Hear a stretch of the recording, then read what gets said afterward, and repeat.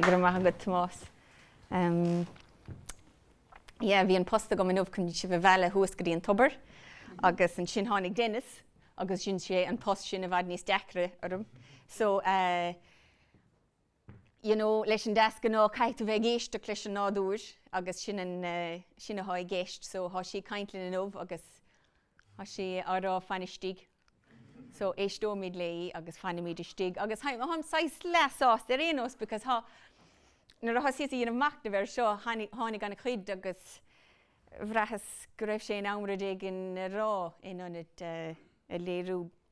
Agus an sin bhí gléocha gom le Tomás, agus fear a chuig túdra chuig i mór i bhaimar bhí sé chur sé, bhí sé scríomh an méad a bhí a chrí ná Alexei Kondratev, agus just rinne mé trocht ar an gocháin le Tomás, agus dúirt sé bin an fear a bhuain gailen dom saola nu áireach. So bhí sé fógra dom go raibh sé an am dom, go raibh sé an am don an teachtarach seo a chuir amach, agus go bhfuil mé an ána dhéanamh, agus anas go mbeadh an muíine gom agus an creidimh go bhfuil an duine chun é dhéanamh. Tá muid faoi láthair éarnach é géarcéim spiridálteachta stocha.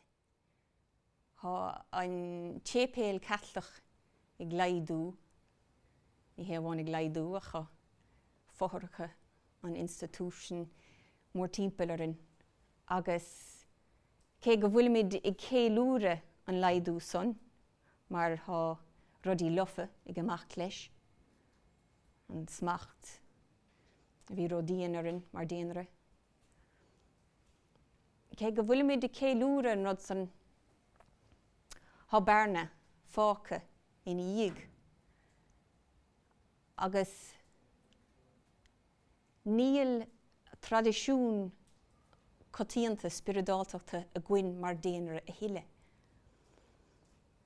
Agus muna bhfuil sé sin na gcuin, tá aspa ionin, mar tír, mar daoine, tá neart in asnamh.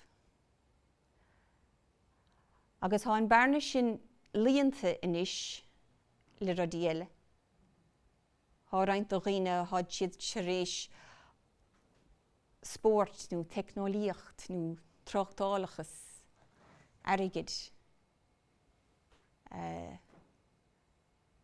thógant mar déthe bréige beidir. Ach níl an buinteach le na daoine sin, tá buinteach le na daoine a bhfuil cléanta le tradiisiún spiridálteachta. Mar sin an sais duine a háim, agus tá ma mission buinteach le na daoine a thá cosúil am hénig. Agus líonas an bearna mar a bhúirt Tomás le fallsiúnacht ón irir, le budíoch, le indíoch, agus comáile sin le fallsiúnacht nó íse. Agus cíam é sin, cíam an nós sin sa tír seo níis. Agus tá severas agus seoide sna tradiisiún seo. Ach, ní fástar iad an seo. Ní fástar iad an seo. Tá múine cotíanta sna fallsiúnacht, sna fallsiúnacht síorse, liberation philosophies ar fad. Agus is breilm just é seo a rá in dhiag méamh, because is céim a raig ar méad a hantí a dhéanamh leis. Agus an múine cotíanta sin ná má hantu géirí éirí as do chuid follingt, go gaithigh tú clí go héile is go chumláin leis an follingt son. Ní iad fá dul in a rinne. You must embrace your suffering to rise above it. Caithh tú ghlacha go héile is go chumláin i leis an persanta ina bhí tú chun forbairt a dhéanamh ar de persanta. So chun bheith i do duine nua, caithigh tú cóthathú a dhéanamh an seanna rinne. Ní bhain tú réig leis an seanna duine.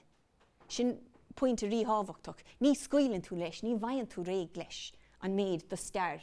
Tá teann na gcónaí.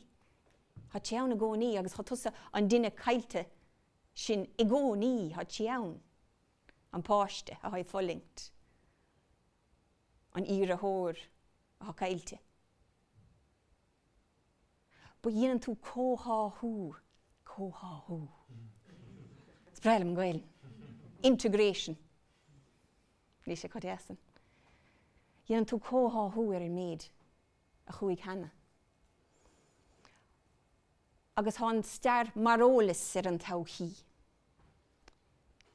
Agus tógann tú céimaraigh mar sinnde. So the past will inform the present. It is not erased, it is forgiven. Agus tá an muoine seo, tá an principal céine I rúnach go dtí an socaí sa slí céine sa thá sé go dtí an éonar. Tá muoidne mar socaí inis I gairí as an tradiisiún catlach. Tá mar tógan céimaraigh. Tá mar lorgradéig an nua. Tá mar de géirí fáilt réig le púca an tépéil. Tís go raibh an cadrah teanasach a ggóthain agus bhí roinnt rudaí ó fásach a stigeann. But ní éitimid céimaraigh a thógant. Gan cóthathú a dhéanamh ar chuid stair.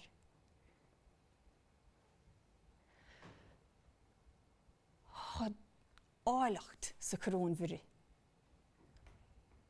Tá dríochs na néamh. Tá grá gom de íosa agus thám go thomláin tóca leis an bhaid an mhire. Agus ní éitin siann ag an affran. Ní éitin éisteach leis an ráméise ha ag tacht an ús cuaim mar muoine. So an gárad seo anam. Cad dhéanam mé? Cá chuir mé é seo. Cá chuir mé má rá díosa agus má gráin den rud a bhí cruthacha timpeall air.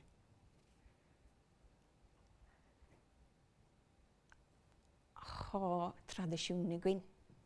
Ní gádam dul néanacht, ní gádam dul go dtí níor cuas agus ní raibh gá. Tá tradiisiún seo agus tá sé fásta an seo agus tá sé ón ar hínseir hénig. An Christíocht sa tradiisiún Celtacht. You know, ha afhiochan ag de raig an tradiisiún Celtacht fé láthir. Ach ha roinnt do hén ag díú isteach an tradiisiún págánach das na Celtach. Ach chun é sinna dhéanamh caiithú nábhéir de dhéanamh ar 500 bhliain. 500 bhliain inar sú an tradiisiún na cinenne Celtach, sú siad isteach an Christíocht an tactar Christíocht, go héileas go thomláin. Agus bhí 500 bhliain an staran so an dara ré orge a thug an Alexiar na Celtach. Celtach an Christíoch Celtacht. Agus tá sé cósaibhir. Agus bhraham dord an am hénig mar éarnach. Na réistim le méad a ráit an son. An buncloch den nudsa, den tradiisiún so, ná go bhfuil an tref agus an talún fitte fuirte na chéile. Agus fiú an rí, fainn sé cuacht chun an rial a dhéanamh ó clownas cosmolíoch, a cosmic marriage, sin as a hagan a chuid cuacht. Agus tuigeann an tref go bhfuil éon rud a dhéanann siad, éon sláinte nó éon séithir, ag brahant go héileas go thomláin an cadrah a thá lóthó leis an talún. Agus seo é sais buncloch mar a hiigeamse an tradiisiún Celtach. Go bhfuil an tref na héarnach, inis muid an tref, agus an talún éan le chéile, ag obair le chéile. Tá an féilear circiúlach agus sé reinint in 8 cuid.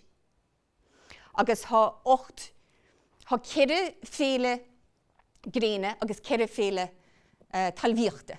For solar, for agriculture. Agus han 8 cuid son é pointí de chasse. So é pointí chasse den cirkel den bblian ha féle. Agus sa féle son, an rud a ha geist, ná go bhfuil tú tosnú chabadal nua. Now, in óv an so, an sé féle in bolach.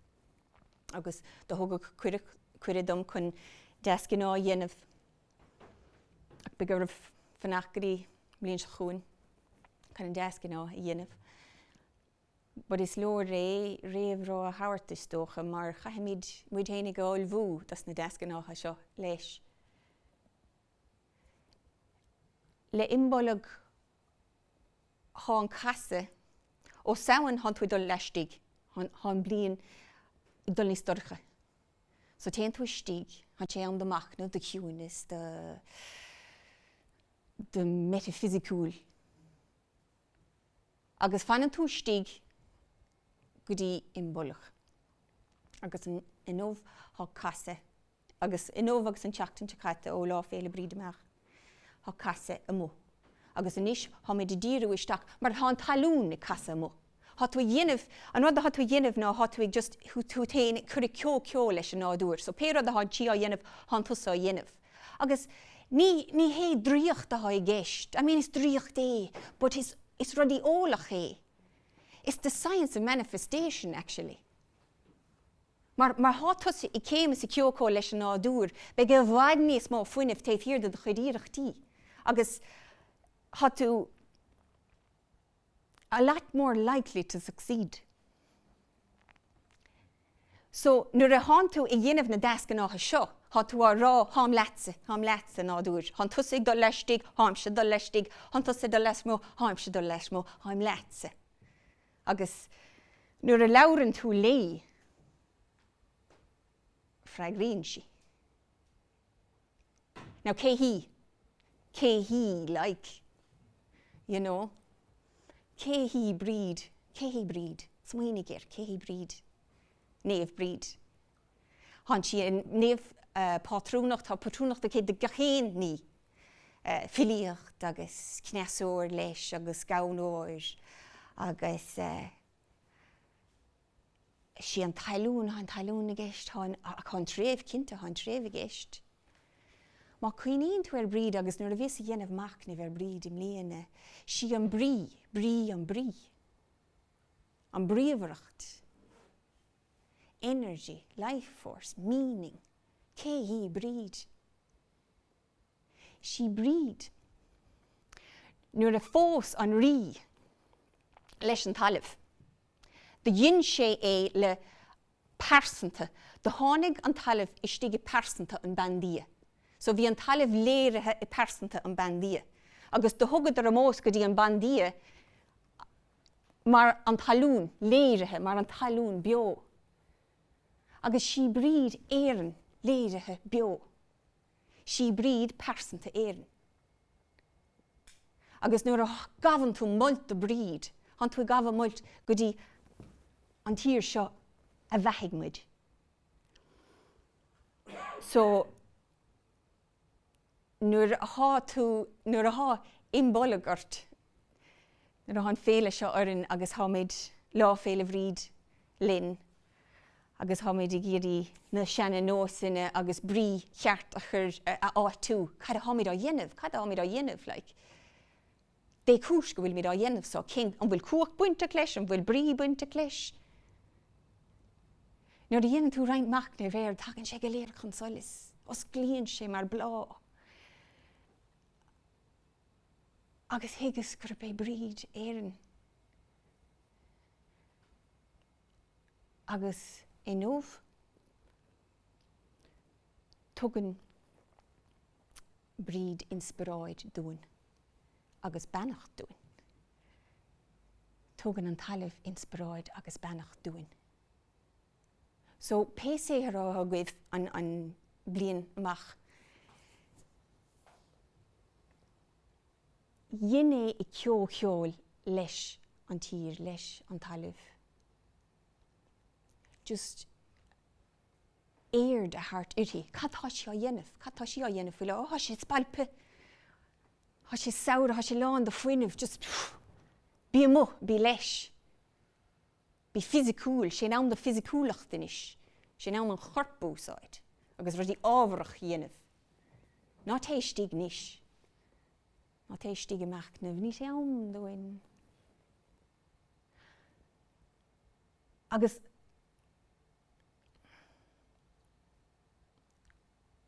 saoligh má dhéanam míad é sin, mar tír, mar déanrad de tír.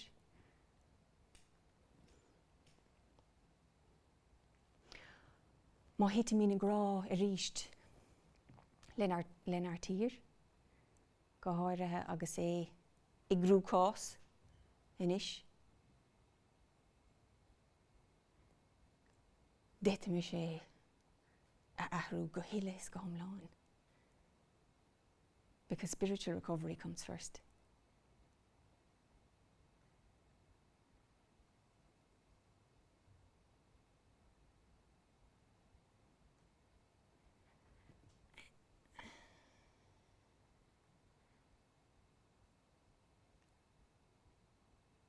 And we